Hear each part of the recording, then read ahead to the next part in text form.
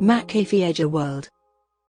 So first theorem क्या बोल रहा है कि if fx and gx are two functions which are continuous at x equal to c, दो फंक्शन है और दोनों ही कंटिन्यूस है, तो फिर उनका एडिशन, सब्ट्रैक्शन या उसमें किसी कांस्टेंट से मल्टीप्लाई कर दें या उनका मल्टीप्लिकेशन, ये सब कुछ कंटिन्यूस होता है, सब कुछ। इवन उनका कोशेंट रूल भी बना ले, मतलब उनका डिवीजन भी बना ले fx अपॉन gx, तो वो भी कंटिन्यूस होता है। बस ये याद रखना होगा कि gc जीरो नहीं होना चाहिए, मतलब कि डिनोमिनेटर जीरो नहीं होना चाहिए। हाँ सर। ठीक है, तो एक चीज तो हमें ये समझ में आनी चाहिए। अच्छा, इसको अगर हमें निकालना होगा तो हम इसको कैलकुलेट भी कर सकते हैं बहुत आराम से। मतलब अगर हमें कभी प्रूफ करने के लिए आ जाए तो इसको प्रूफ करना ज्यादा डिफिकल्ट नहीं है, बिकॉज एफ एक्स और जी एक्स दोनों कैसे हैं, कंटिन्यूअस फंक्शन है। तो तुम क्या बोलोगे कि उनका लिमिटिंग वैल्यू और फंक्शन का वैल्यू दोनों सेम ही होने चाहिए।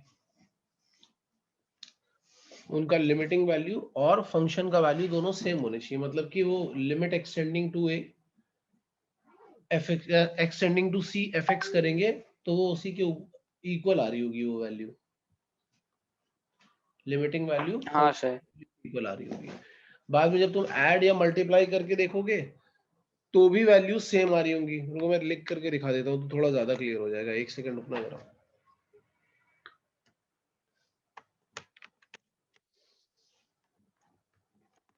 Just a second.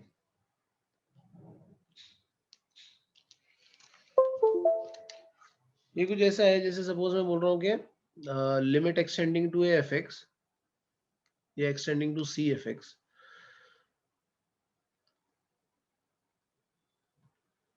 ये उसने दे दिया है f A, and limit extending to c g x, ये उसने दे दिया है जी, सॉरी एफ सी है ये, एफ सी, और ये हो जाएगा जी सी, ये ऐसा उसने दे दिया। नाउ हमने एक नया फंक्शन बनाया, सपोज हम प्रोडक्ट फंक्शन की बात कर रहे हैं इसके, मतलब कि वो है suppose F x into g x. तो अगर हम प्रोडक्ट फंक्शन का सी पे वैल्यू निकालेंगे पी सी, तो वो तो क्या आ जाएगा एफ सी इंटू जी सी, ये तो सीधे सीधे आ जाएगा। और अगर हम लिमिटिंग वैल्यू निकालेंगे कि limit extending to c p x, तो तुम बोलोगे कि ये हो जाना चाहिए limit extending to c f x into g x.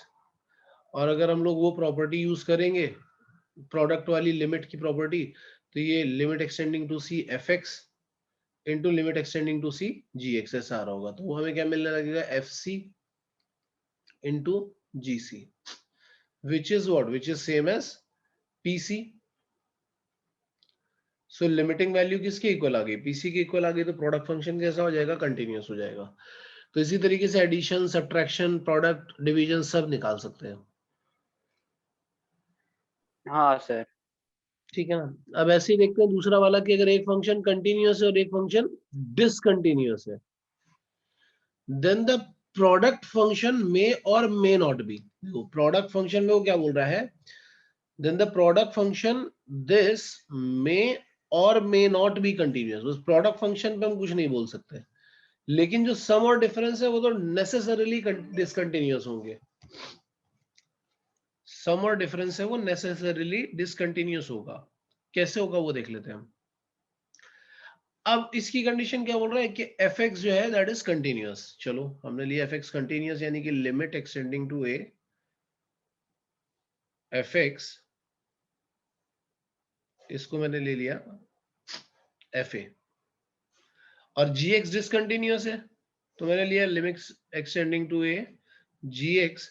तो ये सिंपल सी बात है कि जी ए के इक्वल तो आएगा नहीं, जी ए प्लस लैम्डा कर लिया मैंने, कुछ ऐसा आ रहा है। सपोज डिसकंटिन्यूअस है तो फंक्शन की वैल्यू के इक्वल नहीं आएगा। नाउ अगर हमें कोई एडिशन फंक्शन चाहिए, जैसे मैंने एक नया फंक्शन डिफाइन किया यहाँ पे h x, h x is what, h x is f x plus g x. Now अगर मैं एच ए देखता हूं तो एच ए सिंपल क्या आ जाना चाहिए, एफ ए प्लस जी ए आ जाना चाहिए। लेकिन अगर मैं limit extending to zero, sorry limit extending to a h x देखता हूं, तो तुम क्या बोलोगे, it will be limit extending to a f x plus limit extending to a gx, ऐसा होना चाहिए। अब limit extending to a f x तुम्हारे पास क्या आने वाला है, दैट इज एफ ए, और gx में वैल्यू डालोगे तो आएगा ga प्लस लैम्डा।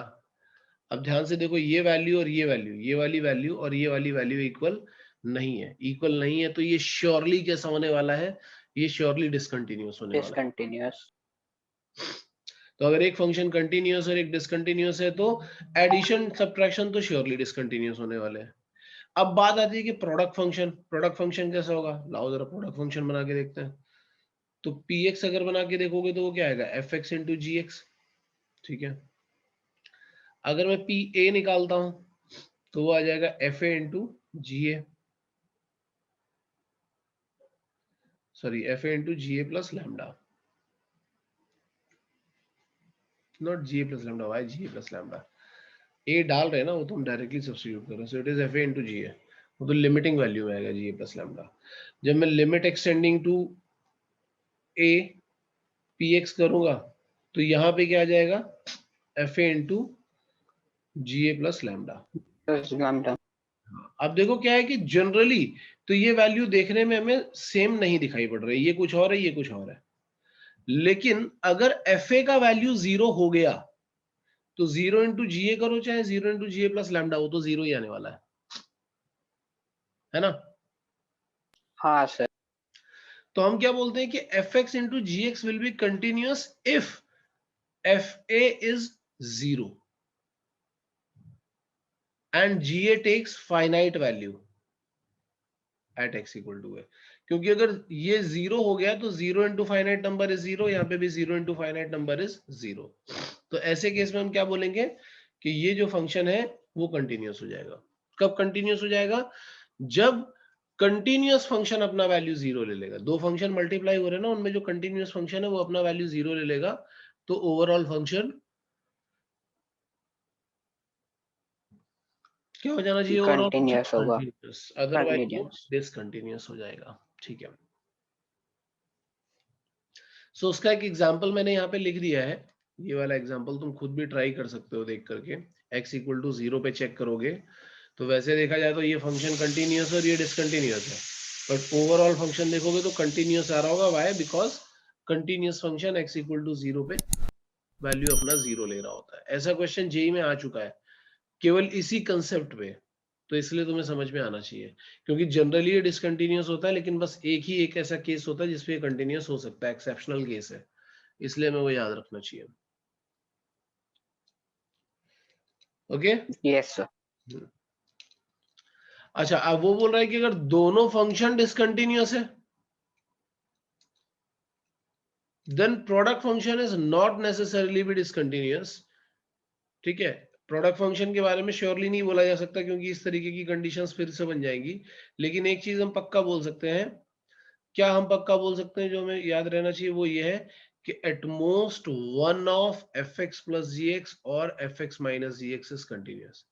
मतलब अगर दोनों ही डिसकंटिन्यूअस है तो वैसे तो एडिशन और सब्ट्रैक्शन भी दोनों डिसकंटिन्यूअस होते हैं, लेकिन अगर उन दोनों में से कोई कंटिन्यूअस हुआ तो सिर्फ एक ही होगा, एक से ज्यादा कंटिन्यूअस नहीं हो सकते। बात समझ में आ रही है।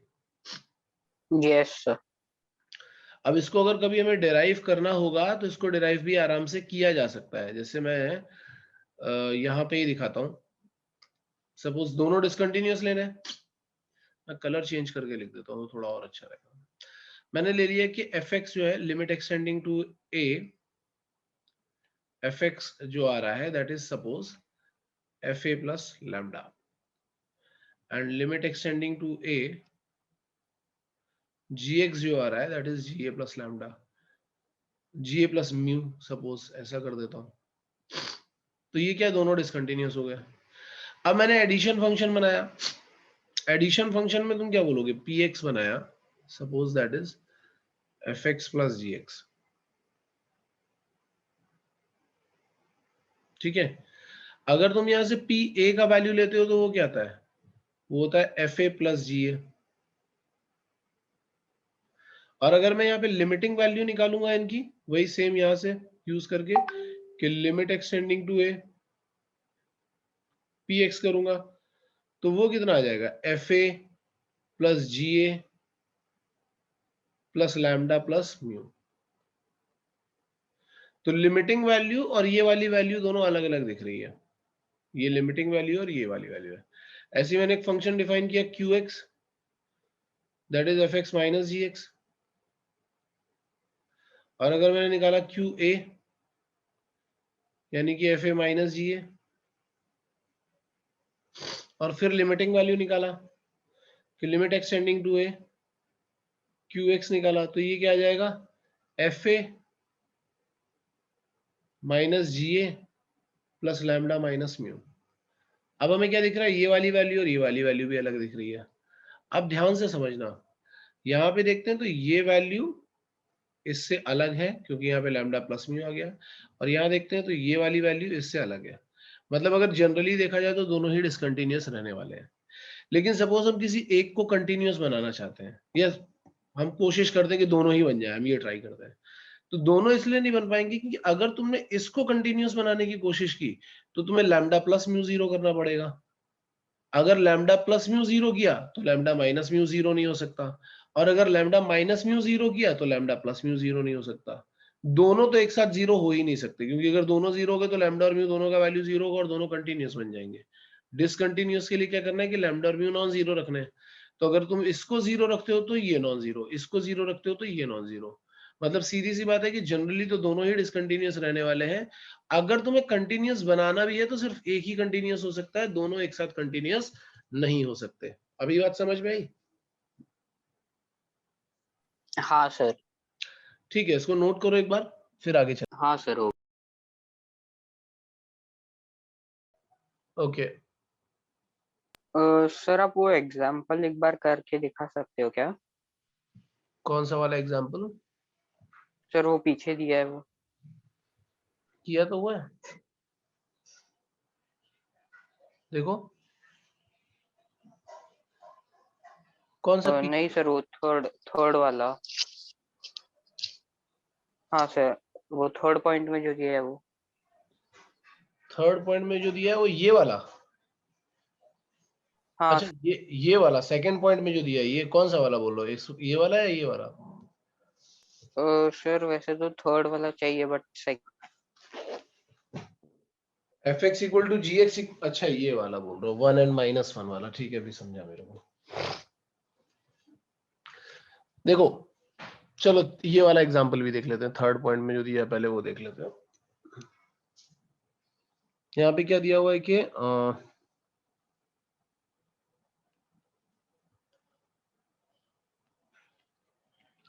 ऐसा लिखा हुआ है कि F x is one for all x greater than equal to zero and minus one for all x less than zero, and g x भी यही दिया हुआ है कि जी x is one for all x greater than zero and minus one for all x less than zero. ठीक है, अब यहां से f x plus g x निकाल करके देखो, तो जब तुम F x plus g x निकाल करके देखोगे तो ये क्या बन जाएगा, ग्रेटर देन जीरो के लिए वन और वन दोनों ऐड हो जाएंगे, ग्रेटर देन जीरो के लिए ये वाला वन और ये वाला वन ऐड हो जाएगा तो आ जाएगा वन, और लेस देन जीरो के लिए क्या होगा, ये दोनों ऐड हो जाएंगे तो आ जाएगा माइनस टू। मतलब ये हमें क्लियरली दिखाई पड़ रहा है कि this is discontinuous, x greater than zero के लिए प्लस टू है, लेस देन जीरो के लिए माइनस टू है। लेकिन यहाँ पे अगर हम F x minus g x करेंगे तो F x minus g x करोगे तब क्या आ रहा होगा, F x minus g x करोगे तो वन माइनस वन, ये आ गया zero for all x greater than zero, and minus one minus of minus one करोगे तो ये भी आ जाएगा zero for all x less than zero. तो ये फंक्शन कैसा आ गया, पूरे में जीरो ही आ रहा है तो ये कंटिन्यूअस हो जाएगा। क्लियर है? Yes sir.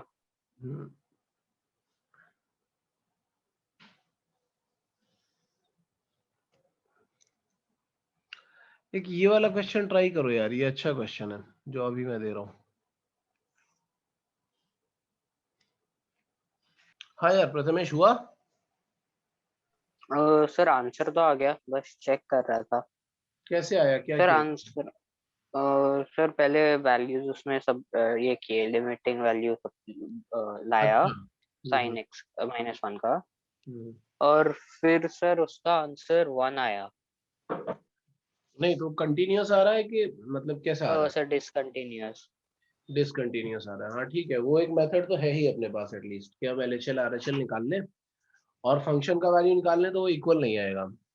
लेकिन ऊपर वाली हाँ सर। थ्योरम अगर तुम यूज करोगे तो उससे क्वेश्चन बहुत आसानी से हो जाता है।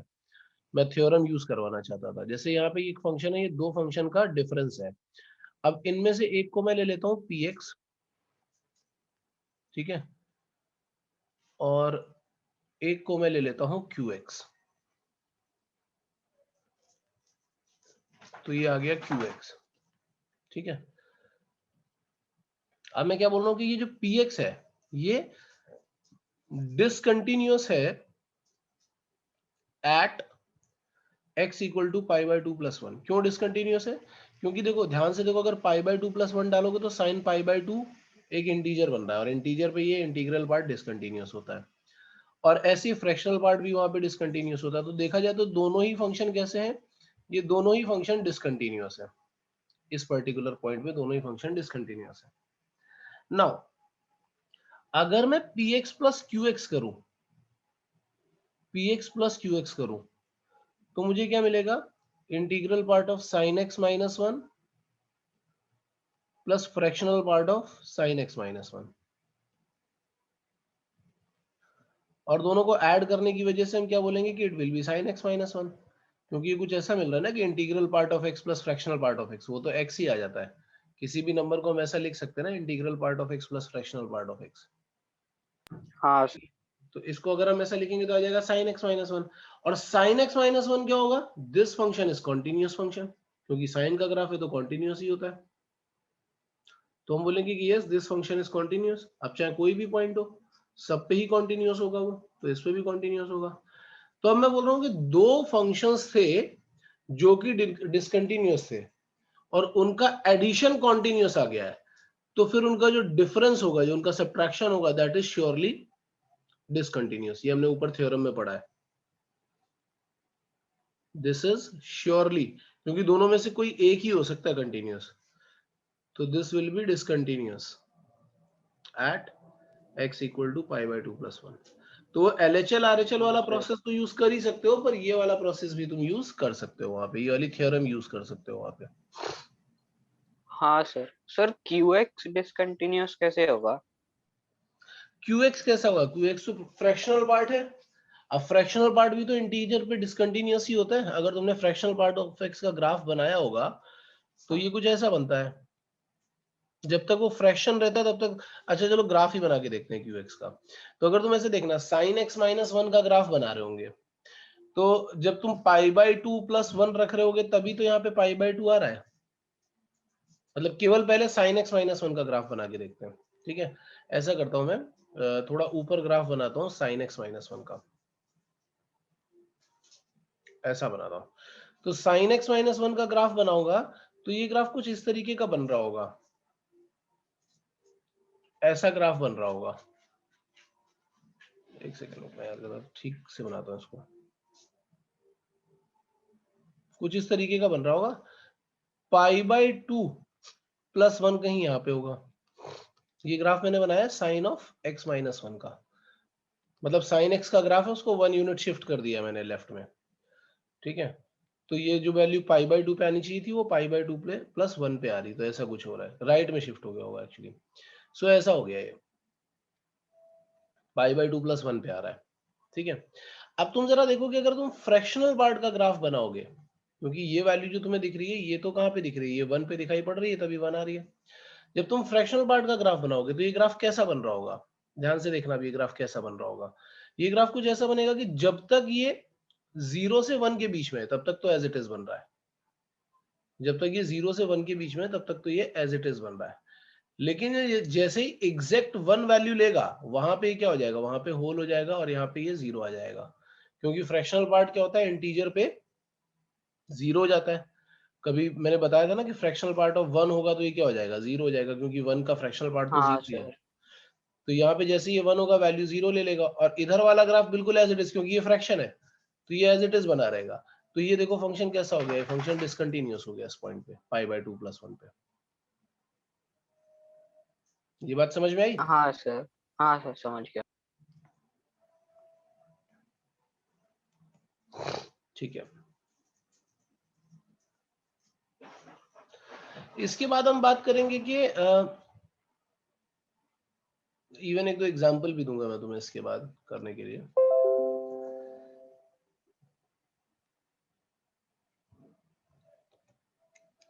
अब ये बात करेंगे कॉम्पोजिट फंक्शन अगर है, जैसे ऊपर भी कॉम्पोजिट फंक्शन था इसीलिए वो तुम्हें समझने में थोड़ा सा प्रॉब्लम हो रहा था। साइन बाहर इंटीग्रल पार्ट था, अंदर साइन था, इसलिए तुम्हें समझने में थोड़ा सा प्रॉब्लम हो रहा था। तो यहाँ पे हम पहले कॉम्पोजिट फंक्शन का ही देखते हैं कि कॉन्टिन्यूटी कैसे चेक की जाती है। तो अगर सपोज हमें कोई कॉम्पोजिट फंक्शन दे दिया जाता है, मतलब f of g x type का, तो हम बोलेंगे कि अगर एफ एक्स जो है वो कंटिन्यूअस है एक्स इक्वल टू सी पे, और जी एक्स जो है वो कंटिन्यूअस है x equal to F c पे, तो हम बोलेंगे कि कॉम्पोजिट फंक्शन जो g ऑफ एफ एक्स होगा वो कॉन्टिन्यूअस होगा at x equal to c. या इसको थोड़ा उल्टा समझते हैं, जैसे मैंने यहां पे लिखा g ऑफ एफ एक्स, यहां पे लिखा मैंने g ऑफ एफ एक्स, और मैं इसकी कॉन्टिन्यूटी चेक करना चाहता हूं एट एक्स इक्वल टू सी पे। तो देखो c जो वैल्यू लेगा वो सबसे पहले कहां जाने वाली है, जो c वैल्यू लेगा वो सबसे पहले जाएगी एफ एक्स में, क्योंकि अंदर वाले फंक्शन में वैल्यू पहले जाएगी। ठीक है ना? हाँ सर। तो अगर मैं बोल रहा हूँ कि ये ओवरऑल फंक्शन जो है ये कंटिन्यूअस है एट एक्स इक्वल टू सी, तो सिंपल सी बात है कि जो एफ एक्स है वो सी पे कंटिन्यूअस होगा। मैं ऐसे बोल रहा हूँ कि ये जो ओवरऑल फंक्शन है ये एक्स इक्वल टू सी पे कंटिन्यूअस है, तो इसका मतलब क्या होगा कि पहली बात तो ये होगी कि F x must be continuous at x equal to c, क्योंकि अगर अंदर वाला ही फंक्शन डिसकंटिन्यूअस हो गया और दो अलग अलग वैल्यू लेने लगा सी प्लस और सी माइनस पे, तो फिर बाहर वाला तो अपने आप ही दो वैल्यूज लेगा। तो अगर मैं इसको कंटिन्यूअस कराना चाहता हूं तो सबसे पहले तो मैं बोलूंगा कि अंदर वाला फंक्शन कंटिन्यूअस होना चाहिए। दूसरी कंडीशन क्या होगी, अगर एफ एक्स कंटिन्यूअस हो गया है, सपोज उसने सेम वैल्यू ले ली है L H L R H L पे, तो यहां पे अब वैल्यू क्या आ चुकी होगी, एफ सी आ चुकी होगी ना। तो जी पे किस पे कंटिन्यूअस होना चाहिए, एफ सी पे, क्योंकि जी के अंदर की वैल्यू क्या है, एफ सी। तो हम क्या बोलेंगे कि जी X must be continuous at x equal to F C, क्योंकि जी के अंदर जो वैल्यू आ रही है वो कौन सी वैल्यू आ रही है, वो एफ सी वाली वैल्यू आ रही है, ना कि सी वाली। जी के अंदर पूरा ये वैल्यू आ रहा है, तो जी एक्स का एफ सी पे कॉन्टिन्यूअस होना जरूरी है। अगर इन दोनों में से कोई भी एक कंडीशन गड़बड़ होती है, या तो एफ एक्स ही ऐसा हो गया कि वो सी पे कंटिन्यूअस नहीं हुआ, या फिर जी एक्स ऐसा हो गया कि एफ सी पे कंटिन्यूअस नहीं हुआ, तो फिर हम प्रॉब्लम में आ जाएंगे। जैसे लास्ट वाले क्वेश्चन में हम लोग देख रहे थे, वहां पे क्या लिखा हुआ था, fractional part of sine of x minus one. अब ध्यान से देखना इसी केस को। तो इस केस में हमने क्या देखा था कि हाँ भाई ये तो कंटिन्यूअस है, साइन तो कंटिन्यूअस था। हमने बोला था कि sine of x minus, graph भी बना के देखा था कि sine of x minus one is continuous at x equal to π/2 + 1। ये तो हमने देखा था कि हाँ कंटिन्यूअस है, बट फ्रैक्शनल पार्ट जो था, या अगर हम फ्रैक्शनल पार्ट ऑफ एक्स की बात करेंगे, तो दिस इज डिसकंटिन्यूअस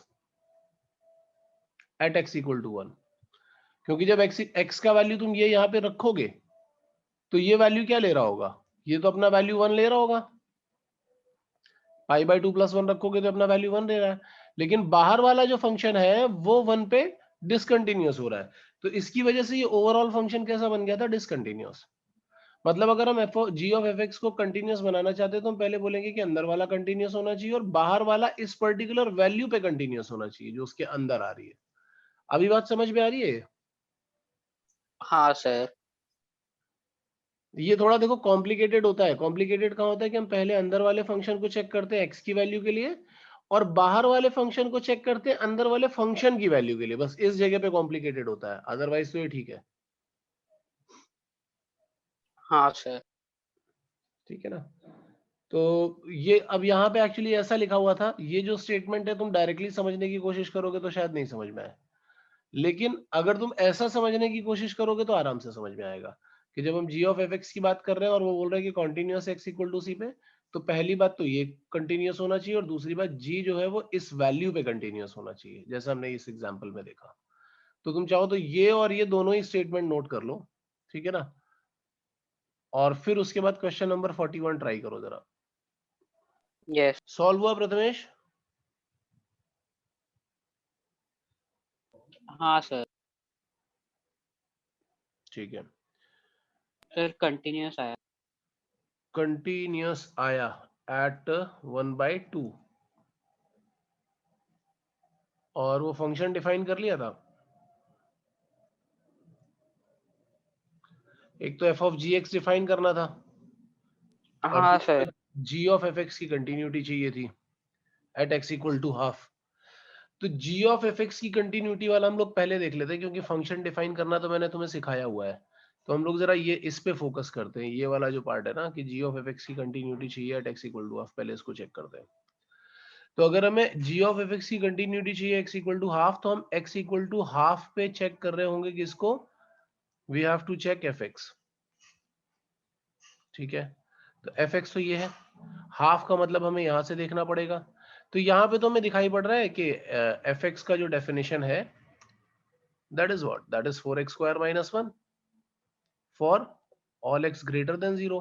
तो x इक्वल टू हाफ पे तो यही वाला डेफिनेशन फॉलो कर रहा होगा। तो ये तो क्लियर हो गया कि भाई हाँ एफ एक्स तो कंटिन्यूअस है, एफ एक्स इज कंटिन्यूअस, क्योंकि वो एक पॉलिनोमियल है तो कंटिन्यूअस होगा। और एफ हाफ का वैल्यू अगर हम देखेंगे तो वो कितना आ जाएगा, दैट इज 4 इंटू 1/4 माइनस 1, 1/4।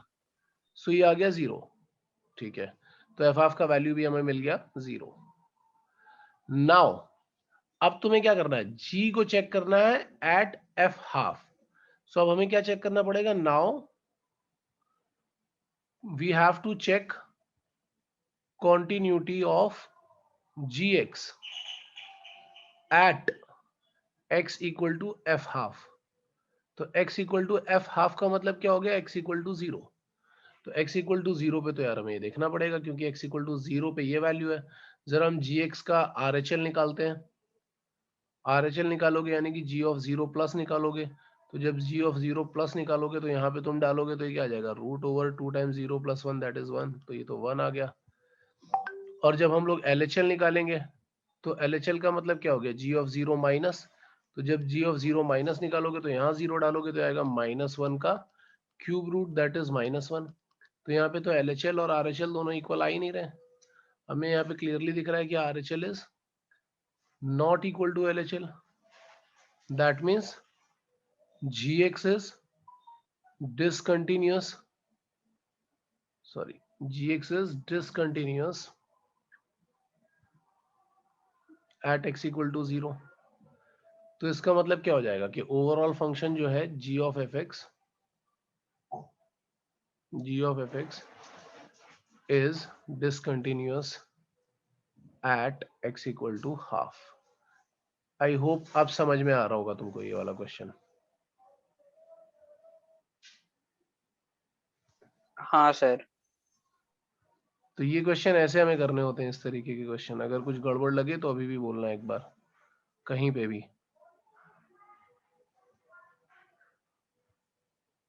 हाँ सर समझ गया। ठीक है, नोट कर लो एक बार इसको, फिर आगे चलते हैं। और सर आप एफ ऑफ जी एक्स का बता सकते हैं आंसर क्या आएगा? एफ ऑफ जी एक्स तो तुम्हें यहाँ पे कैलकुलेट करना पड़ेगा ना। जैसे एफ एक्स लिखा हुआ है तो एक्स की जगह पर जी एक्स डालो और यहाँ पे भी जी एक्स डालो और फिर उसको सिंप्लीफाई करो, जैसे हम लोग फंक्शन में किया हाँ। करते थे। हाँ सर, क्योंकि मुझे वैल्यू एक्स में आ रहा है तो इसलिए हाँ बस। एक्स में ही आएगा वैल्यू, जी एक्स में थोड़ी ना आएगा। ठीक है सर। जब तुम एफ ऑफ जी एक्स निकालोगे तो यहाँ पे बस तुम्हें ऐसा करना पड़ेगा कि 1+8 टाइम्स जी एक्स होल तो क्यूब, हाँ सर, हाँ सर, फिर यहाँ पे ऐसे ही किया। लिखोगे जी एक्स लेस देन 0, फिर -1 at g x equal to 0 and 4 times g x whole square -1 for all g x greater than 0। फिर जी एक्स के वैल्यूज उठा उठा करके यहाँ सब्स्टिट्यूट करोगे एंड देन ऐसे सॉल्व करना पड़ेगा।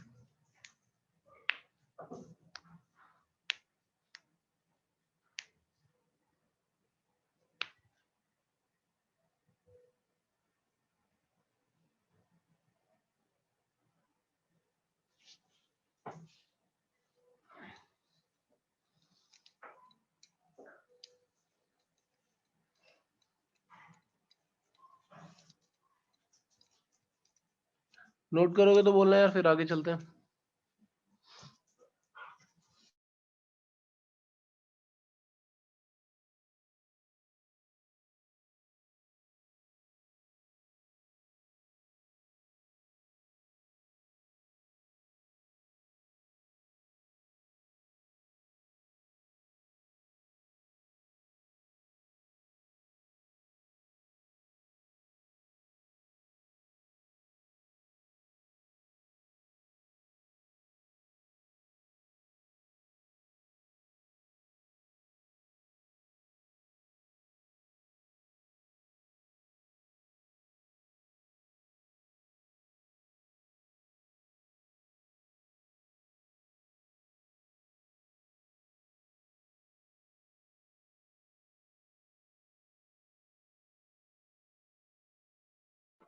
सर हो गया।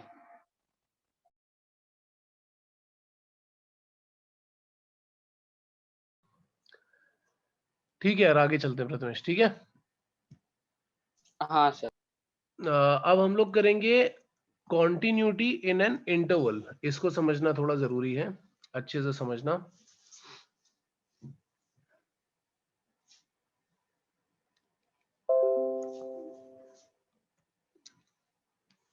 देखो यहां पे मैं क्या बोल रहा हूं कि सबसे पहला स्टेटमेंट देखो क्या लिखा हुआ है। If a function f is said to be continuous in open interval a to b, अगर वो ओपन इंटरवल में होगा तो इसका मतलब यह है कि वो इस ओपन इंटरवल के हर एक पॉइंट पे, ईच एंड एवरी पॉइंट पे कंटिन्यूअस होना चाहिए, चाहे वहां पे बीच में इनफाइनाइटली मैनी पॉइंट्स क्यों ना दिख रहे हो, उन सब पे कंटिन्यूअस होना चाहिए।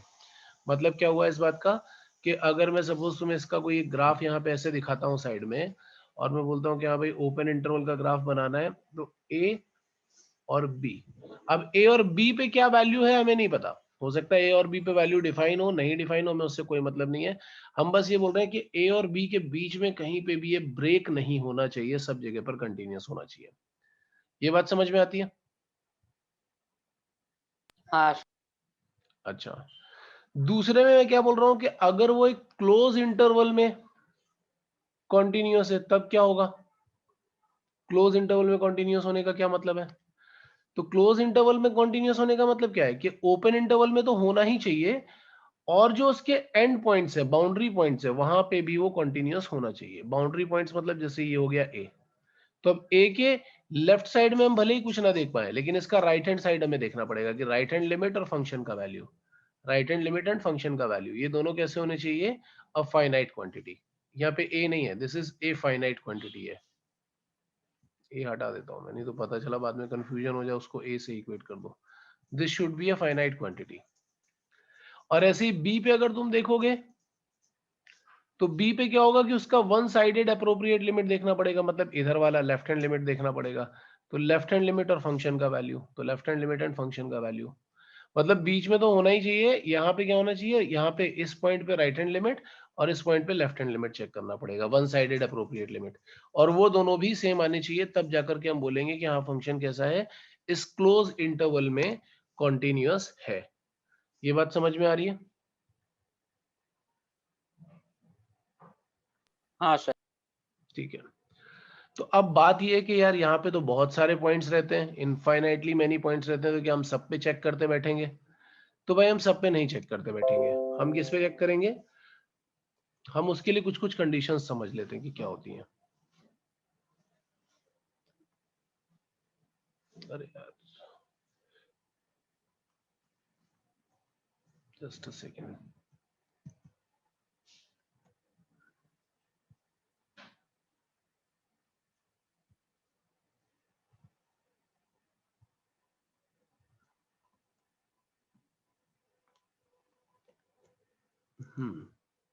तो हम उसके लिए कुछ कंडीशंस समझ लेते हैं कि क्या कंडीशंस होती हैं, कहाँ पे हमें चेक करना चाहिए और कहाँ पे नहीं करना चाहिए। तो पहली कंडीशन तो ये है कि हमें ये याद रखना चाहिए कि जितने भी पॉलिनोमियल फंक्शन है, ट्रिग्नोमेट्रिक फंक्शन है, एक्सपोनेंशियल फंक्शन है, लॉगरिथमिक फंक्शन है, ये सब कंटिन्यूअस होते हैं हमेशा, अपनी डोमेन में हमेशा ये कंटिन्यूअस होते हैं। तो इनके ऊपर तो हमें ज्यादा दिमाग नहीं लगाना पड़ता। लेकिन कौन से डिसकंटिन्यूअस होते हैं, जैसे integral part of f x हो गया, fractional part of f x हो गया, सिग्नम ऑफ एफ एक्स हो गया, तो ये वाले फंक्शन डिसकंटिन्यूअस हो सकते हैं। तो हम क्या बोलेंगे कि हमें अब हमारे लिए बात ये कि पूरे इंटरवल में ऐसे कौन से पॉइंट है जहां पे हम चेक करें, ऐसे कौन से पॉइंट है जहां पे हम चेक करें कि फंक्शन कॉन्टिन्यूअस है या नहीं है। तो हम क्या बोल रहे हैं, on the basis of above facts continuity of a function should be checked at the following point. कौन से पॉइंट पे? पहली बात, अगर कहीं फंक्शन अपनी डेफिनेशन चेंज कर रहा हो, तो हमें, जैसे हमने लास्ट पेज पे देखा था कि फंक्शन अपनी डेफिनेशन चेंज कर रहा था, जीरो पे या हाफ पे या कहीं पे भी। कई बार तुमने देखा होगा ऐसे फंक्शन लिखे होते हैं कि F x equal to suppose 1 - 2x for all x greater than zero and something else से x square for all x less than zero. तो यहाँ पे फंक्शन अपनी डेफिनेशन चेंज कर रहा है ना, तो यहाँ पे इसका डिसकंटिन्यूअस होने का चांस है। तो पहली बात तो ये, जहां पे वो अपनी डेफिनेशन चेंज कर रहा होगा वहां पे। दूसरी बात, अगर फ्रैक्शनल पार्ट ऑफ एक्स है या integral part of f x है, तो जहां पे भी एफ एक्स इंटीजर बन रहा होगा वहां पे भी डिसकंटिन्यूअस होने का चांस है। जैसे ऊपर हम लोगों ने देखा था कि वो sine of x minus one, जहां पे sine of x minus one integer बन रहा था वहां पे इसके डिसकंटिन्यूअस होने का चांस था। In the same way integral part में भी अंदर वाला फंक्शन जब भी इंटीजर बन रहा होगा तो इसके डिसकंटिन्यूअस होने का चांस है। तीसरा क्या है, हमें पता है कि सिग्नम फंक्शन है वो भी डिसकंटिन्यूअस होता है, लेकिन कहां पे होता है, जब एफ एक्स जीरो बन जाएगा। तो अगर सिग्नम ऑफ एफ एक्स आ रहा है तो हम वहां पे चेक करेंगे जहां पे एफ एक्स जीरो बन रहा होगा, वहां पे इसके डिसकंटिन्यूअस होने का चांस है। मोस्टली डिसकंटिन्यूअस हो ही जाता है। ठीक है। हाँ सर। और चौथा वो कॉम्पोजिट फंक्शन वाला पॉइंट जो मैंने बताया था, जिस पे अभी हम लोग डिस्कशन कर रहे थे कि ये कहीं पे डिसकंटिन्यूअस हो रहा है तो वो, नहीं तो जी एक्स का वो वाला वैल्यू सी जहां पे एफ डिसकंटिन्यूअस हो रहा है। तो चौथा वो कंपोजिट फंक्शन वाला। वैसे कंपोजिट फंक्शन वाले ये तीन केस हमने देख ही लिए हैं ऑलरेडी, तो ये वही सेम ही चीज आ जाती है। तो ये वो पॉइंट्स हैं जहां पे हमें चेक करना पड़ेगा, पूरे इंटरवल में चेक नहीं करना पड़ेगा। अगर मैं पूरा इंटरवल बोलता हूँ 0 से पाई या 0 से 2 पाई, तो 0 से 2 पाई के बीच में इनफाइनाइटली मैनी पॉइंट्स होंगे, तो हमें पूरा इंटरवल चेक नहीं करना है। हमें बस वहां पे चेक करना है कि कहीं डेफिनेशन चेंज हो रही है क्या, कहीं इंटीग्रल पार्ट या फ्रैक्शनल पार्ट यूज हो रहा है, या कहीं सिग्नम फंक्शन यूज हो रहा है, या कहीं और फंक्शन ऑफ फंक्शन यूज हो रहा है। तो हमें बस उतनी जगह पर चेक करना है, बाकी सब जगहों पर चेक नहीं करना है। ये बात समझ में आ रही है? अब जैसे ये वाला क्वेश्चन देख लेते हैं यार एक बार, ठीक है, कि ये क्वेश्चन क्या बोल रहा है। सो इस क्वेश्चन में क्या है यार, वो 0 से लेकर के 2 तक हमें पूछ रहा है कि बताओ यहाँ पे comment on the continuity of this function in this interval 0 to 2, पूरा इंटरवल दिया है। तो हम पहले तो ये देखेंगे कि कौन से पॉइंट्स हैं जहाँ पे सब चेक करना है। कौन से पॉइंट पे हमें चेक करना पड़ेगा? तो पहली बात तो ये हो गई कि एंड पॉइंट पे तो चेक करना ही चाहिए। एंड पॉइंट क्या है, x इक्वल टू 0 है, और दूसरा क्या है, x इक्वल टू 2 है। ये तो मैंने दो एंड पॉइंट कर दिए। दूसरी बात, 1 पे इसका डेफिनेशन चेंज हो रहा है, तो मैंने बोल दिया कि हाँ यार 1 पे भी चेक करना चाहिए। अब जरा 0 से 1 के बीच में देखते हैं कोई और पॉइंट आ रहा है क्या। तो 0 से 1 के बीच में हमें क्या मिल रहा है, ये मिल रहा है। अब ये कहाँ पे इंटीजर हो सकता है, देखो जरा 2x कहाँ पे, 2x का वैल्यू 0 1 2 3 डाल के देखो जरा, तो तुम्हें x का वैल्यू क्या मिल रहा होगा, 0 0, तो यहाँ पे मैंने ले ही रखा है। फिर मिल रहा है 1/2, तो मुझे 1/2 पे भी चेक करना चाहिए। फिर 2 रख के देखोगे तो मुझे मिलेगा 1, हाँ 1 पे भी करना चाहिए, वो भी मैंने यहाँ पे लिया है। 3 लेने का कोई सेंस नहीं है, क्योंकि बस ये इतने के लिए ही डेफिनेशन है इसकी 0 से 1 के लिए। तो मतलब हमें ये 3 पॉइंट पे चेक करना है, ये तो यहाँ पे क्लियर हो गया। अब दूसरा हम इसको देखेंगे कि इसके लिए हमें कहाँ देखना चाहिए, 1 से 2 के बीच में। तो यहाँ पे क्या आ रहा है, यहाँ पे आ रहा है एक तो फ्रैक्शनल पार्ट। तो हम बोलेंगे कि भाई फ्रैक्शनल पार्ट के अंदर जो फंक्शन है अगर वो कहीं इंटीजर होगा तो वहां देखना पड़ सकता है। तो x का वैल्यू क्या आएगा, 0/3 0, बट वो तो 1 से 2 के बीच में है नहीं। 1/3 भी हमें लेना नहीं है, 2/3 भी हमें लेना नहीं। जब हम पहला 3/3 लेंगे तो हमें मिलेगा 1, वो तो हम ऑलरेडी इंक्लूड कर चुके हैं। देन हमें क्या मिलेगा, 4/3, तो हम बोलेंगे कि हाँ यार 4/3 पे अपने को चेक करना है। फिर हम क्या बोलेंगे, 5/3 भी आ जाएगा, क्योंकि 1 से 2 के बीच में तो 5/3 भी आता है, तो 5/3 पे भी चेक करना है। 6/3 करोगे तो डायरेक्टली 2 आ जाएगा, मतलब ये तो लिया ही हुआ है ऑलरेडी। तो यहां तक हमें 2-3 पॉइंट मिल गए कि यहाँ पे भी चेक करना है। सिग्नम के अंदर वाला फंक्शन 0, तो x इक्वल टू 0, बट वो 0 इस इंटरवल में नहीं आ रहा है। तो हमारे पास एक्चुअल में कितने पॉइंट हुए, हमारे पास इतने पॉइंट हुए 1 2 3 4 5 6 पॉइंट्स हैं जहां पे हमें इनका कॉन्टिन्यूटी और डिसकंटिन्यूटी चेक करना चाहिए। तो सबसे पहले मैंने ये पॉइंट कैसे कैलकुलेट किए हैं, ये बात तुम्हें समझ में आ रही है? हाँ सर। ठीक है, अगर ये बात समझ में आ रही है तो फिर इसके आगे वाला पार्ट तो तुम आराम से समझ पाओगे। x इक्वल टू 0 पे अगर हम देखें, 0 से 1 के बीच में तो ये ग्राफ बन रहा है, हमें तो पता है कि इसका ग्राफ जो होता है वो कैसा बनता है, वो बनता है स्टेप फंक्शन। 0 से हाफ के बीच में पहला एक स्टेप बन रहा होगा, तो इस 0 पे तो डिसकंटिन्यूअस, तुम चाहो तो वैसे एक तो तरीका ये होता है कि हम 0 पे उसका RHL निकालें और वो सब कुछ करें। तो एक मेथड तो ये होगा कि चलो x इक्वल टू 0 पे चेक करते हैं। तो 0 पे हम क्या बोलेंगे कि चलो फंक्शन का वैल्यू 0 पे देखो, तो f0 पे देखोगे तो that is integral part of 0 which will be 0। Now हम क्या बोलेंगे कि राइट हैंड लिमिट निकालो 0 पे, तो तुम बोलोगे कि it will be 0 plus h, limit extending to 0 0 plus h, तो तुम बोलोगे it is limit extending to 0 integral part of 2h आ जाएगा। सो 2h भी करोगे तो भी आ तो फ्रैक्शनल वैल्यू ही रही, तो ये 0 हो गया। तो हमें यहाँ पे क्लियरली दिखाई पड़ रहा है कि फंक्शन का वैल्यू और RHL जो है दोनों सेम है। That means fx is continuous at x equal to 0। But ये सोचने वाली बात है, अगर तुमने ग्राफ पढ़ा हुआ है तो तुम्हें अच्छी तरीके से याद होगा कि इसका ग्राफ जो होता है वो स्टेप फंक्शन बनता है, तो उसमें तो वैसे भी कोई प्रॉब्लम नहीं है, वो तो वैसे भी कंटिन्यूअस आ ही रहा होगा। वो डिसकंटिन्यूअस कहाँ होगा, जैसे x इक्वल टू हाफ पे डिसकंटिन्यूअस हो जाएगा। ये तो श्योर सी बात है। अगर हम ग्राफिकली चलते हैं ना, तो हम ग्राफ इसका ऐसे दिखाते हैं, हम इसका ग्राफ कुछ ऐसे दिखाते हैं कि 0 से लेकर के हाफ तक ये क्या वैल्यू ले रहा होगा, 0 से लेकर के हाफ तक ये वैल्यू 0 ही ले रहा होगा, 0 से लेकर के हाफ तक। फिर जैसे ही तुम यहाँ पे हाफ वैल्यू रखोगे तो ये वैल्यू कहां पे लेगा, ये वैल्यू लेगा अपना 1 पे। फिर हाफ से लेकर के 1 तक ये अपना वैल्यू क्या ले रहा होगा, हाफ से लेकर के 1 तक ये अपना वैल्यू 1 ले रहा होगा। फिर 1 पे क्या हो जाएगा, 1 पे फिर से डिसकंटिन्यूस हो जाएगा, बट वो 1 को तो इंक्लूड करने बोल भी नहीं रहा है। तो हमें यहाँ पे ग्राफ से ही क्लियरली दिखाई पड़ रहा है कि हाफ पे डिसकंटिन्यूस है। ठीक है, बाकी तुम चेक करना चाहो तो तुम चेक भी कर सकते हो, ऐसे वैल्यूज LHL RHL रख के चेक कर सकते हो। बट ये क्वेश्चन कभी बोर्ड में नहीं आएगा, ये क्वेश्चन मेन से एडवांस में आएगा, इसलिए तुम्हें ग्राफ पता होने बहुत जरूरी है, क्योंकि नहीं तो बहुत ज्यादा टाइम तुम वेस्ट कर दोगे उस पर। तो इसलिए ग्राफिकली ये समझ में आ जाता है कि हाफ पे डिसकंटिन्यूस है। ये बात समझ में आया?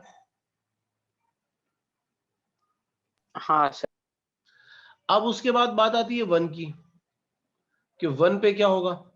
ठीक है, अब हम जरा x इक्वल टू हाफ तो देख चुके हैं, x इक्वल टू 1 पे जाते हैं। 1 पे तो डेफिनेशन चेंज हो रही है। अगर 1 से पहले की वैल्यू देखूंगा मैं, यहाँ पे 1 से पहले की वैल्यू देखूंगा तो मुझे क्या दिखाई पड़ने वाला है,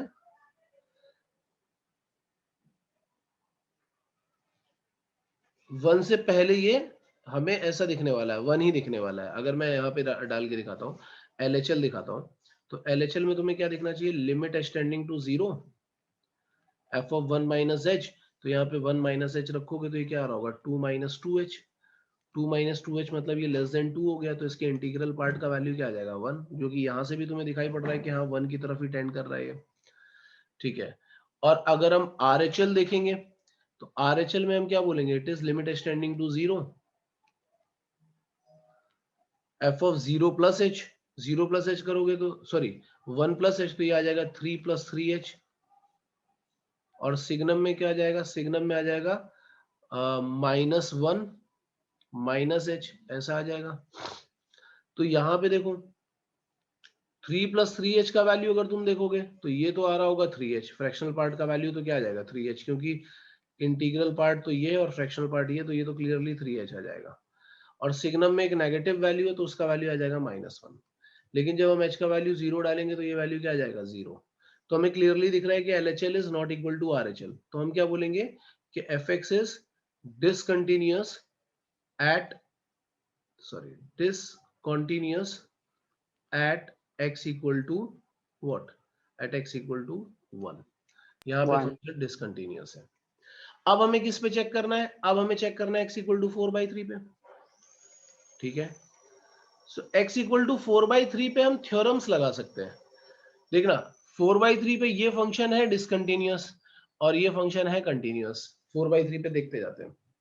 4/3 पे मैं क्या बोलूंगा कि fractional part of 3x is discontinuous and signum of minus x is continuous. अब दो फंक्शन मल्टीप्लाई हो रहे हैं, ठीक है, और मल्टीप्लाई होने के बाद जो इसका वैल्यू है वो जीरो नहीं हो रहा है. अगर इसका वैल्यू जीरो हो रहा होता, क्योंकि -4/3 पे तो ये जीरो हो नहीं सकता, अगर इसका वैल्यू जीरो हो रहा होता तो हम बोलते कि प्रोडक्ट फंक्शन कंटिन्यूअस होगा. लेकिन अभी क्या कंडीशन है कि ये जीरो तो हो नहीं रहा है. अब दो फंक्शन मल्टीप्लाई हो रहे हैं जिसमें से एक डिसकंटिन्यूअस और दूसरा कंटिन्यूअस है, तो इनका जो प्रोडक्ट फंक्शन आएगा वो कैसा आएगा, वो डिसकंटिन्यूअस ही आना चाहिए, जो हमने ऊपर थ्योरम पढ़ी थी अभी प्रोडक्ट वाली. तो हम क्या बोलेंगे कि fractional part of 3x into signum of minus x is discontinuous. Why discontinuous? Because one is discontinuous and other one is continuous, and continuous function is not zero, so product function is discontinuous. In the same way अगर तुम 5/3 पे भी check करोगे तो भी यही आ रहा होगा कि ये discontinuous है, ये continuous है, और जीरो भी नहीं है, continuous है and नॉन जीरो है. तो प्रोडक्ट फंक्शन कैसा हो जाएगा, प्रोडक्ट फंक्शन डिसकंटिन्यूअस हो जाएगा. और फिर हम लास्ट x इक्वल टू 1 पे चेक करेंगे. तो x इक्वल टू 1 पे हमें क्या दिखाई पड़ेगा, x इक्वल टू 1 पे हमें दिखेगा ये डिसकंटिन्यूअस और ये continuous again. Sorry, not x equal to 1, x equal to 2 पे. x इक्वल टू 2 पे जब हम देखेंगे तो उस पे भी हमें क्या दिख रहा होगा, थर्ड पॉइंट पे भी this is discontinuous and this one is continuous. So product हाँ फंक्शन सर. कैसा हो जाएगा. आई होप समझ में आ रहा होगा यार ये. सर आप 4/3 और 5/3 का वापस बता सकते हो. 4/3 पे तुम ऐसे सोच के देखो कि जब 4/3 यहाँ पे रखोगे तो ये डिसकंटिन्यूअस हो रहा होगा ना, क्योंकि वहां पे 4/3 पे तो इंटीजर बन रहा है, हाँ सर. और ये वाला जो है ये कंटिन्यूअस हो रहा होगा, हाँ सर. क्योंकि सिग्नम जो होता है वो केवल जीरो पे डिसकंटिन्यूअस होता है, बाकी सब जगह कंटिन्यूअस होता है. तो ये कंटिन्यूअस है और ये डिसकंटिन्यूअस है, और कॉन्टिन्यूअस वाला फंक्शन जो है वो नॉन जीरो है. तो हम लोगों ने एक प्रॉपर्टी पढ़ी थी ना प्रोडक्ट फंक्शन वाली. प्रोडक्ट फंक्शन वाली प्रॉपर्टी क्या थी कि अगर एक फंक्शन डिसकंटिन्यूअस है, suppose at x equal to a, और दूसरा फंक्शन कॉन्टिन्यूअस है at x equal to a, then हमने क्या बोला था कि then product function is discontinuous. Generally discontinuous ही होता है. कॉन्टिन्यूअस हो सकता है, कब कॉन्टिन्यूअस होगा, जब ये वाला कॉन्टिन्यूअस फंक्शन जीरो वैल्यू लेने लगेगा. मैंने अभी ऊपर प्रूफ करके भी दिखाया था. हाँ सर. तो अगर मैं बोल रहा हूं कि ये कॉन्टिन्यूअस है और नॉन जीरो भी है तो प्रोडक्ट फंक्शन डेफिनेटली डिसकंटिन्यूअस आएगा. अगर ये जीरो होता तो फिर ये कॉन्टिन्यूअस आने लगता. अभी समझ में आ रहा है. हाँ सर, समझिए. ठीक है. सो ये वाला क्वेश्चन यार एक बार नोट कर लो, अच्छा क्वेश्चन था ये प्रैक्टिस करने के लिए. ये वाला क्वेश्चन ट्राई करो यार. ठीक है. 5 मिनट दे रहा हूं मैं. ये पूछ रहा है find the points where the continuity of F should be checked. मैं बोल रहा हूँ कि कंटिन्यूटी भी चेक करो उन सारे पॉइंट्स पे, जो भी पॉइंट्स आते हैं उन सब पे कंटिन्यूटी भी चेक करो. मतलब सपोज आई एम हाँ. Giving you 10 minutes for that. हाँ यार, सॉल्व हुआ प्रथमेश? नहीं सर. नहीं हुआ. चलो अच्छा, पहले पहले अगर यहाँ पे हम ये भी मान लेते ना कि वन इंक्लूड भी होता, सपोज वन इंक्लूड होता तो भी हमें क्या करना है. तो तुम पहले तो ये देखो कि यहाँ पे एक इंटीग्रल पार्ट वाला फंक्शन है. इंटीग्रल पार्ट के अंदर क्या है, लॉग एक्स. तो हमें पहले ये देखना पड़ेगा कि कौन से पॉइंट पे होगा, चेक करना पड़ेगा. तो हम बोलते हैं कि लॉग एक्स अगर इंटीजर हो जाए, इंटीजर क्या हो सकता है, जीरो हो सकता है, 1 2 ऐसा हो सकता है. तो x का वैल्यू ये जीरो कब आएगा, ये आएगा 1 पे, ये e पे, ये e स्क्वायर पे. तो हमें कौन से पॉइंट्स पे चेक करना चाहिए, क्योंकि log x वाली डेफिनेशन 1 से 3 के बीच में है. हम बोलेंगे पॉइंट्स टू बी चेक्ड. ये तो श्योर सी बात है कि x इक्वल टू 1 पे चेक करना है, 3 पे भी चेक करना चाहिए हमें, और 3.5 पे तो करना ही करना चाहिए, क्योंकि वो तो लास्ट वाला पॉइंट है, तो उसको 3.5 को मैं कहीं यहाँ पे लिख देता हूँ कि इस पे तो करना ही चाहिए। एंड पॉइंट्स हो गए, जहाँ पे डेफिनेशन चेंज हो रही है वो हो गया। अब log x के लिए जब मैंने देखा तो मुझे पता चला कि हाँ 1 e क्या होता है 2.71, तो 1 और e, 1 से 3 के बीच में 1 और e तो आ ही सकता है, तो 1 और e मैंने लिख दिया। e स्क्वायर नहीं आएगा क्योंकि वो बड़ा हो जाएगा, बट e तक तो आ सकता है। नो सिग्नम वाला भी देखना पड़ेगा, तो सिग्नम वाले के लिए हम क्या बोलेंगे कि सिग्नम के अंदर वाला जो फंक्शन होता है वो 0 अगर हो रहा होगा, तो signum of x minus half लिखा हुआ है। अच्छा, साथ में उसने फ्रैक्शनल पार्ट भी लिखा हुआ है, signum of fractional part of x minus half, ऐसा लिखा हुआ है। तो हमें ये देखना पड़ेगा कि ये फ्रैक्शनल पार्ट कहाँ कहाँ पे 0 हो रहा है, तो हमें ये देखना पड़ेगा कि fractional part of x minus half कहाँ कहाँ पे 0 हो रहा होगा। तो ये कहाँ कहाँ पे 0 हो रहा होगा, जहाँ पे x माइनस हाफ एक इंटीजर बन रहा होगा। अब x माइनस हाफ इंटीजर कहाँ पे बन रहा होगा, x माइनस हाफ को इंटीजर बना के देखते सर हैं। 3 तो ये आएगा 0 पे, 1 पे, 2 पे, 3 पे, 3 के आगे तो जा नहीं सकते। तो जब हम इसको 0 डालेंगे तो x इक्वल टू हाफ पे बन रहा होगा इंटीजर, फिर 1 डालोगे तो 3/2 पे बन रहा होगा, फिर एक पॉइंट और आएगा 5/2 जो इसके बीच में आ रहा है, इसको मैं भी थोड़ी देर के लिए साइड कर देता हूँ। तो 5/2 पे भी बन रहा है, तो 5/2 भी आ गया, और 3 तो आ ही रहा था अपना। तो इतने पॉइंट मुझे मिल गए। 0 पे 0 अगर डालोगे तो हाफ, फिर 1 + 1/2, 2 + 1/2, 3 + 1/2 पे तो जाने का मतलब नहीं है। तो इतने पॉइंट मुझे मिल गए जहां पे ये बन रहा था, ठीक है। फिर 3 ये दिख रहा है मुझे, देन 3 के आगे मुझे यहां से जाना है। ये क्या है, fractional part of x square. तो अब इसके लिए मुझे क्या देखना पड़ेगा, इसके लिए मुझे देखना पड़ेगा कि x स्क्वायर कहाँ पे इंटीजर बन रहा है। तो x स्क्वायर कहाँ पे इंटीजर बन रहा है वो मुझे किसके आगे देखना है, 3 के आगे ही देखना है। तो x स्क्वायर कैन बी 3 कब आ सकता है, 9 पे आ सकता है ना। हाँ, तो मैंने 9 से आगे, क्योंकि 3 से आगे देखना है तो हमें x स्क्वायर को 9, 10, 11, 12, 13 ऐसा सब लिख करके देखना पड़ेगा। तो √9 करोगे तो 3 आ जाएगा, √10 आएगा, यहाँ पे √11 आएगा, √12 आएगा। ठीक है, ये सब तुम्हें चेक करना पड़ेगा। तुम्हें ये देखना पड़ेगा कि 3.5 से कम कब तक आ रहा है। तो √13 का वैल्यू जरा बताओ क्या होता है, √13 का कैलकुलेटर में चेक करके बताओ फटाफट।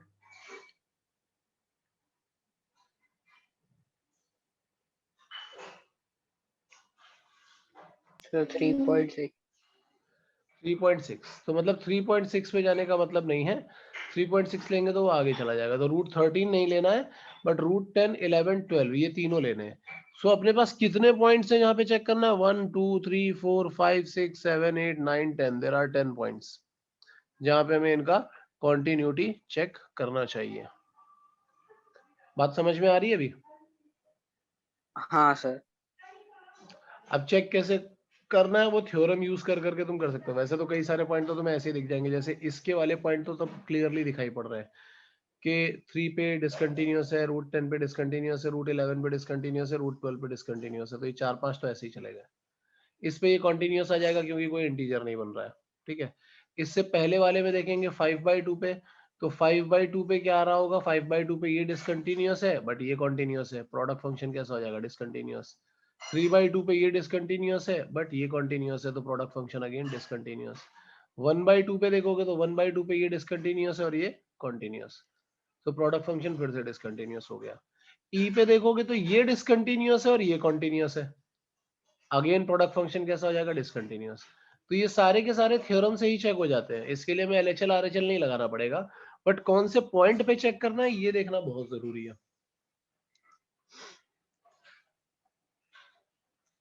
ये नोट करना हो तो कर लो, फिर आगे चलेंगे।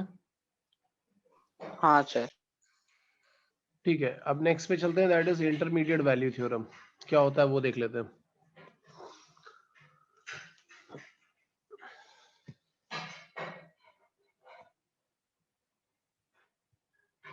इस पे भी कई बार मेंस में क्वेश्चन आ चुका है। सो इंटरमीडिएट वैल्यू थ्योरम क्या होता है, इसने थोड़ा अजीब सा लिख दिया ये FE और पता नहीं क्या क्या लिख दिया। ये एक्चुअली जो है इंटरवल है ये।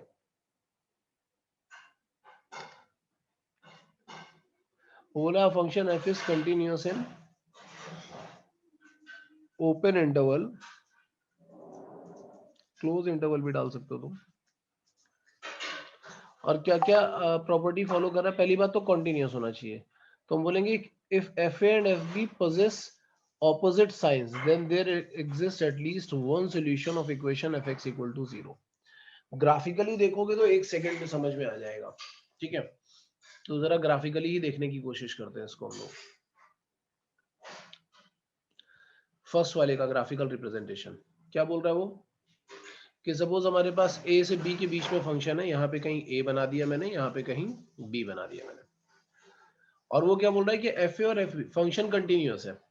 एफ ए और एफ बी के बीच में फंक्शन पूरा कंटिन्यूअस है, एफ ए अगर नेगेटिव है तो एफ बी पॉजिटिव है, ऐसा बना है। और दोनों पे वैल्यू मैंने क्लोज इंटरवल डाला तो दोनों पे वैल्यूज है। अब अगर तुम ग्राफ प्लॉट करोगे तो कोई ना कोई एक ऐसा पॉइंट जरूर होगा जहां पे ग्राफ एक्स एक्सिस को कट करेगा, यानी कि एफ एक्स का वैल्यू जीरो होगा, एफ एक्स का वैल्यू जीरो होगा, या F x equal to zero का एक सोल्यूशन होगा, कोई ना कोई एक पॉइंट ऐसा जरूर होगा। और ऐसा भी हो सकता है कि एक से ज्यादा पॉइंट हो जाए, मतलब ग्राफ हो सकता है ऐसा बन जाए इस तरीके का। तो अगर ऐसा ग्राफ बन रहा होगा तो तुम्हें क्या दिखाई पड़ रहा है, एक दो, दो भी हो सकते हैं, तीन भी हो सकते हैं, तो वो डिपेंड कर रहा है। कंटिन्यूअस फंक्शन है तो कम से कम एक सोल्यूशन तो वहां पे तुम्हें मिलेगा ही मिलेगा। ये बात समझ में आती है? और सर आप वापस बता सकते हैं? मैं ये बोल रहा हूँ कि अगर एफ एक्स कोई कंटिन्यूअस फंक्शन है, तो कंटिन्यूअस फंक्शन है तो ऑब्वियसली तुम कहाँ से स्टार्ट करोगे, यहाँ से स्टार्ट करोगे, एफ ए से एफ बी तक जा रहे हो, हाँ सर। ब्रेक तुम्हें कहीं करना नहीं, तो कोई ना कोई पॉइंट एक ऐसा जरूर आएगा ना जहाँ पे वो एक्स एक्सिस को कट कर रहा होगा। एक्स एक्सिस को कट करने का मतलब क्या हुआ, फंक्शन ने अपना वैल्यू क्या ले लिया इस पॉइंट पे, इस हाँ पॉइंट सर। पे फंक्शन का वैल्यू क्या हो गया, f x equal to zero. मतलब f x equal to zero नाम की अगर हम एक इक्वेशन बना ले तो उसका कोई एक रूट तो श्योरली होगा ही होगा, एक रूट कम से कम। ऐसा भी हो सकता है कि ज्यादा भी रूट्स हो जाए, वो एक से ज्यादा पे भी कट कर जाए, बट कम से कम एक रूट तो होगा ही होगा। यस। ठीक है, ऐसे ही दूसरा वाला ग्राफ देखते हैं। दूसरे वाले ग्राफ में क्या बोल रहा है, K is a real number between F A and F B. इसको भी समझते हैं जरा क्या है ये। वो बोल रहा है कि k is a real number between F A and F B, function continuous है, फंक्शन कंटिन्यूअस है, ये देखना। x इक्वल टू ए पे मैंने बता दिया कि सपोज कहीं यहाँ पे एफ ए है, और x इक्वल टू बी पे मैंने कहीं ऊपर बता दिया कि सपोज एफ बी है, ये है।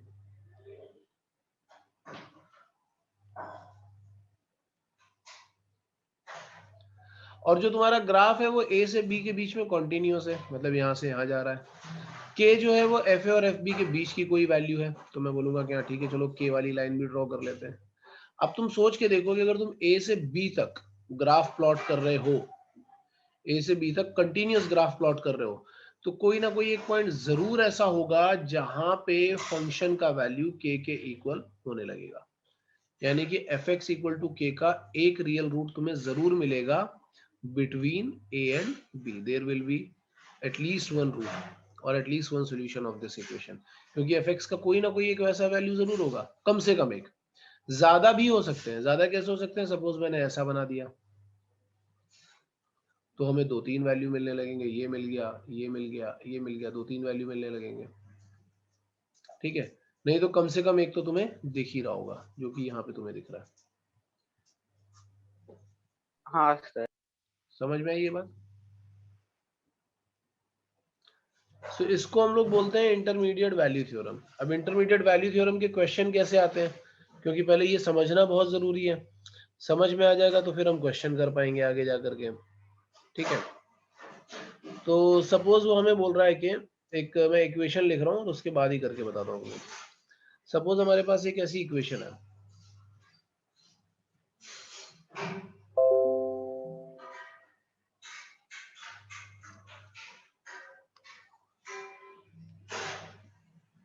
ठीक है? ये इक्वेशन उसने दे दी और वो हमें क्या बोल रहा है कि we have to prove that this equation has real and distinct roots. वो हमें क्या बोल रहा है कि we have to prove that this equation has real and distinct roots, ठीक है? तो हम कैसे प्रूव करें? हम इसको क्या करते हैं, हम इसको पूरे को fx अज्यूम कर लेते हैं। ये जो लेफ्ट हैंड साइड पे लिखा है इस पूरे फंक्शन को हम fx अज्यूम कर लेते हैं। तो हमें क्या मिल रहा होगा 3 times x minus 1 x minus 2, यहाँ पे 4 times x plus 1 x minus 4। Factor के फॉर्म में देखोगे तो तुम्हें -1 +1 +2 +4 ऐसा दिख रहा है। मैं एक काम करता हूँ, मैं पहले f ऑफ -1 का वैल्यू कैलकुलेट करता हूँ। तो जब मैं यहाँ पे f ऑफ -1 डालूंगा तो ये वाला पूरा टर्म 0 हो जाएगा। यहाँ -1 डालोगे तो नेगेटिव नेगेटिव, तो ये क्या आ रहा होगा 3 इंटू -2 -3, तो ये हमें पॉजिटिव दिखाई पड़ रहा है। ठीक है, फिर मैं इसके बाद डालता हूँ f ऑफ +1। तो जब मैं f ऑफ +1 डालूंगा तो ये 0 हो जाएगा और मुझे क्या दिख रहा होगा यहाँ पे 2 इंटू 1 -4, तो ये वैल्यू मुझे दिखाई पड़ा नेगेटिव। अब तुम इसको ग्राफ के टर्म्स में समझना कि ग्राफ के टर्म्स में ये कैसा दिख रहा होगा। तो अगर हम ग्राफ के टर्म्स में इसको समझते हैं तो मुझे ये ग्राफ के टर्म्स में कुछ ऐसा दिख रहा होगा। मैं ग्राफ भी यहाँ पे साइड में बनाते जाता हूँ इसको। तो मैं बोलूंगा कि -1 पे इसका वैल्यू जो दिख रहा था मुझे, -1 पे इसका वैल्यू था कुछ पॉजिटिव, इसने कुछ पॉजिटिव वैल्यू लिया था। और +1 पे जो मुझे इसका वैल्यू दिख रहा है दैट इज समथिंग नेगेटिव, वो नेगेटिव वैल्यू दिखाई पड़ रहा है। मतलब जब हम ग्राफ प्लॉट करेंगे, ऑब्वियस सी बात है क्वाड्रेटिक इक्वेशन है ये, 2 डिग्री यहाँ भी है 2 डिग्री यहाँ भी है और ओपनिंग अपवर्ड है, तो मुझे एक रूट तो इन दोनों के बीच में मिल जाना चाहिए। ये तो श्योर सी बात है, ओपनिंग अपवर्ड है तो एक रूट मुझे इन दोनों के बीच में मिलना चाहिए, कंटिन्यूअस ग्राफ है। Now we are going for f2। अगर तुम f2 देखोगे तो f2 में तुम्हें क्या दिख रहा होगा, ये टर्म 0 हो जाएगा। यहाँ पे क्या दिख रहा होगा 4 टाइम्स 2 + 1 इंटू 2 - 4, तो ये भी क्या दिख रहा है, ये नेगेटिव। 1 पे नेगेटिव दिख रहा था, 2 पे भी क्या दिख रहा है, 2 पे भी ये नेगेटिव ही कहीं दिखाई पड़ रहा है। एग्जैक्ट इक्वल होगा ऐसा नहीं बोल सकते, बट नेगेटिव दिख रहा है। और फिर हम देखेंगे f4। तो जब तुम f4 देखोगे तो ये वाला टर्म 0 हो जाएगा और यहाँ पे क्या आएगा 3 times 4 - 1 into 4 - 2 and it is what, it is positive. तो f2 पे नेगेटिव है, बट जब हम आगे जाएंगे इसके, so this is f3 and f4। So f4 पे ये कैसा दिख रहा है, f4 पे ये कुछ हमें पॉजिटिव दिखाई पड़ रहा है। तो ये ग्राफ हमें कैसा दिख रहा होगा, ये ग्राफ कुछ ऐसा जाएगा कि -1 से +1 के बीच में ऐसा गया, 2 पे ये कहीं नेगेटिव ही है और फिर यहां से कहीं ये पॉजिटिव जा रहा है ऐसा। तो हमें कैसे रूट्स दिखाई पड़ रहे हैं, एक रूट तो हमें ये दिख रहा है और दूसरा रूट हमें ये दिख रहा है। One root is lying between -1 and +1, other root is lying between 2 and 4। तो हम क्या बोलेंगे, there are 2 distinct real roots of this equation. इस तरीके से हम इंटरमीडिएट वैल्यू थ्योरम यूज करते हैं। क्लियर है? हाँ सर। ठीक है, नोट करो यार इसको।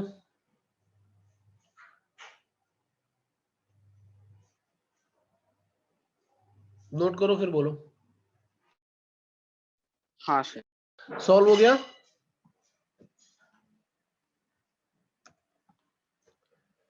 क्यों प्रथमेश?